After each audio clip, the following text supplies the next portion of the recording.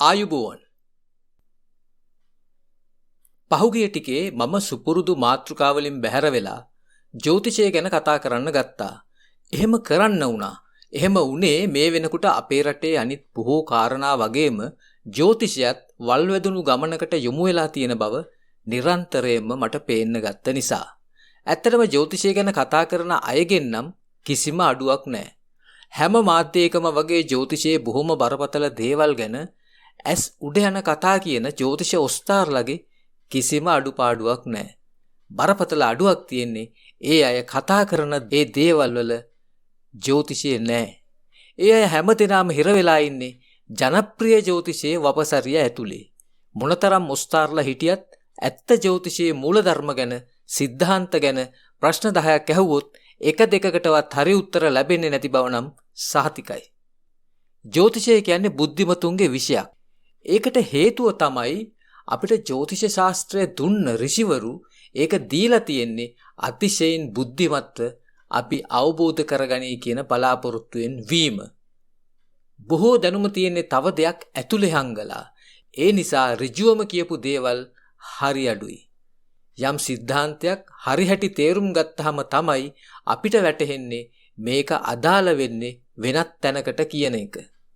උදාහරණයක් ගත්තොත් එක් ග්‍රහයන්ට කේන්ද්‍ර සටහන ඇතුලේ තමන් ඉන්න තැන ඉඳන් පේන තැන් තියෙනවා.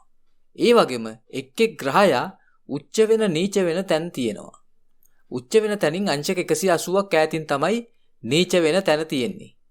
අන්නේ සරල සිද්ධිය ASCII තියෙනවා ග්‍රහ දෘෂ්ටිය ගැන පොත්පත්වල පවා සඳහන් නොවන කාරණාවල් සෑහෙන ප්‍රමාණයක්.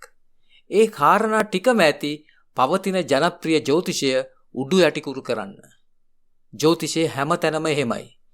ඍෂි භාෂිතය හදාරලා අපි තේරුම් ගන්න ඕන ඍෂිවරයා නොකියා කිව්වේ මොනවද කියලා. ටිකක් පුරුදු වුණාම ඒක ලේසි. ඍෂිවරු ගැන කතා කරන්නේ අපි භාවිතා කරන වෛදික ජ්‍යොතිෂය ඍෂිවරුන්ගෙන් අපි ලැබපු දායාදයක් බව අපි සලකන නිසා. ඒත් පුරාණ ශිෂ්ටාචාරවල පවා ඒවට අනන්‍ය වෙච්ච ජ්‍යොතිෂ ක්‍රමවේද තිබිලා තියෙනවා. ඒ ගැන දවසක ලොකුවට කතා කරමු. මොකද අදටත් අපිට යහමින් පාවිච්චි කරන්න පුළුවන් සිද්ධාන්ත ඒවයි අපිට හම්බ වෙන නිසා හා අපි ඒවත් යම් යම් අවස්ථාවල පාවිච්චි කරන නිසා. අද මම ඔබට කියන්න යන්නේ මං කලින් කියමින් හිටිය පරණ මාතෘකාවකට අදාළ දෙයක් ගැන. ඒ විශේෂ ධනෝත්පාදක මන්ත්‍රයක් ගැන. මේක ගින්දර වගේ වැඩ කරන හරිම විශ්වාසබල් සුපිරි මන්ත්‍රයක්. ඒ වගේම ලේසි. අත්හදා බලන්න ලොකු මහන්සියක් වෙන්න ඕනත් නැහැ. මේ මන්ත්‍රය ඔබට ධනය උපයන්න මාර්ග හදලා දෙනවා වගේම තමයි ඔබට ආර්ථිකමය කටයුතුවලදී ආරක්ෂාව ලැබෙන්නෙත්. ඔබ ව්‍යාපාරයක වගේ නිරත වෙනවා නම් එහෙම මේකෙන් ඔබට ලැබෙන ප්‍රයෝජනය තවත් වැඩි. ඔබේ ආදායම තියෙනවට වඩා වැඩි කරලා දෙන්න වගේම ඔබේ ලාභාංශයත් වැඩි කරලා දෙන්න මේ මන්ත්‍රය සමත්. ඔබ මොන තරාතිරම කෙනෙක් වුණත් මේ මන්ත්‍රයෙන් ඔබට වැඩ ගන්න පුළුවන්. හැබැයි මම නිතරම කියනවා වගේම ඔබේ විශ්වාසය හරිම වැදගත්. මේ මන්ත්‍රය විතරක් නෙවෙයි මොන මන්ත්‍රය කිව්වත් ඔබේ විශ්වාසයේ ප්‍රමාණය අනුව තමයි මන්ත්‍රයෙන් ඔබට ලැබෙන දේ ලැබෙන්නේ. මේ මන්ත්‍රයට සාමාන්‍යයෙන් නිර්දේශ කරන්නේ දීපාවලි දවසේ රැට කියන්න පටන් ගන්න කියලා. ඔබ දන්නවා ඇතිනේ දීපාවලි දවස ගැන. දීපාවලි කියන්නෙම ඒ දවසේ රාත්‍රිය පහන් එළියෙන් ආලෝකමත් කරන නිසා. ඒ කාලි දෙවියන් එදා රාත්‍රිය පුරා අවදියෙන් තියන්න. ඒ නිසා තමයි රාත්‍රිය පුරාම පහන් දැල්වලා ආලෝකමත් කරලා දිගින් දිගටම මන්ත්‍ර කියන්නේ. ඒත් ඕනම හොඳ දවසක රැට මේ මන්ත්‍රය කියලා වැඩ ගන්න පුළුවන්. හැබැයි මන්ත්‍ර කියන කෙනා ස්නානය කරලා පිරිසිදුව ඉන්න එක වැදගත්. පොල් තෙල් පහනක් දැල්වලා ඒක ඉදිරියෙන් වාඩි වෙලා මේ මන්ත්‍රය 108 වරක් කියන්න. හැබැයි එහෙම නැතුවත් මේ වැඩේ කරන්න පුළුවන්. මෙන්න මන්ත්‍රය. ඕම් නමః මායාය, ඕම් නමः කාමක්ෂාය, ඕම් අම් කම් චම් තම් තම් පම් යම් ශම් ह्रीं ह्रीं क्रीं क्रीं क्रीं श्रीं फट् स्वाहा. ආයත් කියන්නම්. ඕම් නමः මායාය, ඕම් නමः කාමක්ෂාය, ඕම් අම් කම් චම් තම් तं पं यं शं ह्रीं ह्रीं क्रीं क्रीं क्रीं श्रीं फट् स्वाहा.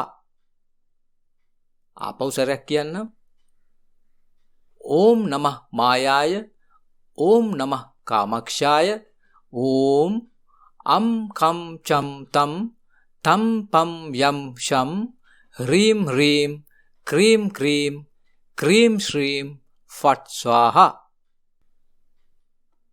108 වාරයක් හොඳ සිහි කල්පනාවෙන් මේක කියන්න. එතකොට මේක ඔබට සිද්ධි වෙනවා. ඊට පස්සේ දිනපතාම දවසකට 11 වතාවක්වත් කිව්වනම් ඇති. මොකක් හරි වැදගත් වැඩක් කරන්න පටන් ගන්න කලින් ඒ වැඩේ ਸਰව ප්‍රකාර සාර්ථකත්වයේ ප්‍රාර්ථනා කරගෙන මේ මන්ත්‍රය 21 වතාවක් කියන්න. කියන්න ඕන විදිය ගැන මම ඔබට කලින් කියලා තියෙනවා. ලස්සන කටහඬවල්, ගායනා හැකියාවල් මේ වැඩේට අවශ්‍ය නැහැ. සුපර්ස්ටාර් තරඟයක් නෙමෙයිනේ. සංගීත භාණ්ඩ යොදාගෙන වෘත්තීය ගායනා ශිල්පීන් යොදාගෙන මේවා කරන අය ඉන්නවා. ඒත් ඔබට මට එහෙම බෑනේ. අනික එහෙම අවශ්‍යතාවකුත් නැහැ. විශ්වයට අවශ්‍ය ඔබේ කැපවීම පමණයි. විශ්වාසයෙන් පැහැදිලිව නිවැරදිව කියන්න එච්චරයි ඕන. ඕම් නමः මායාය ඕම් නමः කාමක්ෂාය ඕම් අම් කම් චම් තම් තම් පම් යම් ශම් ह्रीं ह्रीं क्रीं क्रीं क्रीं श्रीं फट् स्वाहा. ඕම් නමः මායාය ඕම් නමः කාමක්ෂාය ඕම් අම් කම් චම් තම් තම් පම් යම් ශම් ह्रीं ह्रीं क्रीं क्रीं क्रीं श्रीं फट् स्वाहा.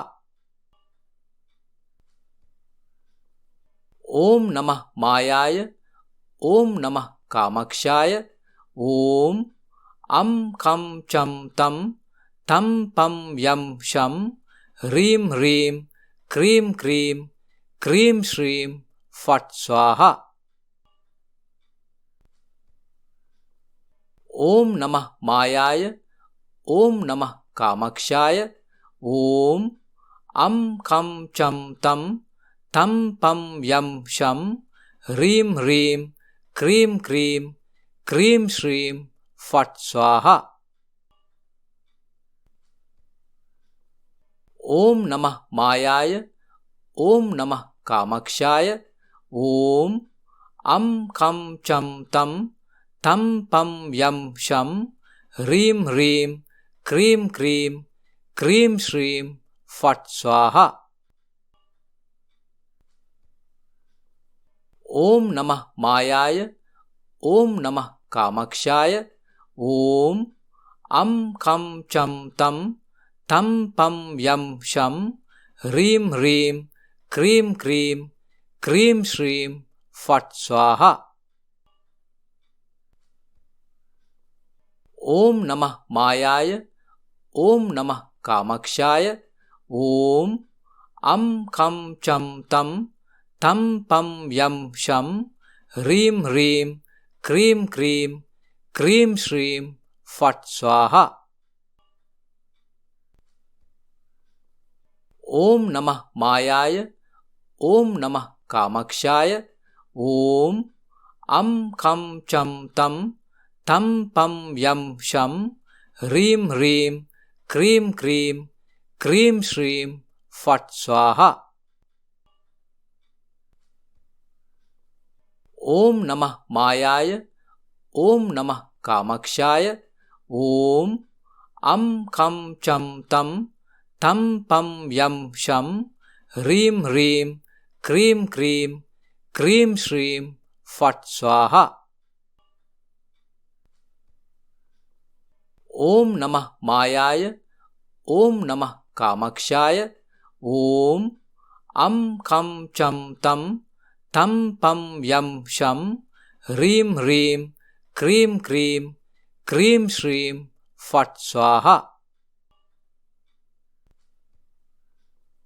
ඕම් නමः මායාය ඕම් නමः කාමක්ෂාය ඕම් අම් කම් චම් තම් තම් පම් යම් ශම් ह्रीं ह्रीं क्रीं क्रीं क्रीं श्रीं ෆට් ස්වාහා